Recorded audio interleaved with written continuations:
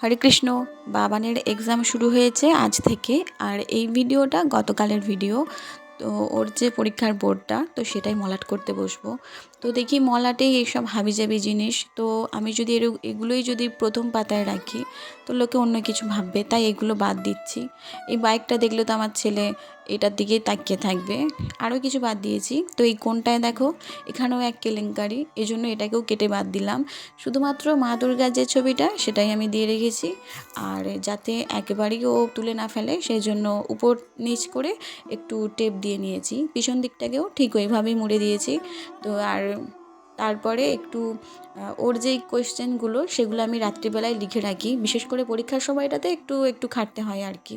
তো এই যে এখন ভিডিওটা, এটা হচ্ছে সকালের ভিডিও। তো পরীক্ষা বলে ভাত দিইনি, মুড়ি খেয়ে গেছে, তো ও মুড়িটা খাচ্ছে। এইদিকে যে ওর পেন্সিল বক্সটা সেটা গুছিয়ে দিই, ওইটা আমি আগের দিন রাতে আর গোছাইনি।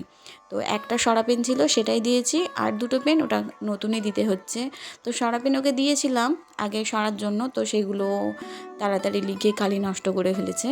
তো আর বাকি যে পেন্সিল ছোলা রাবার এগুলোও দিয়েছি।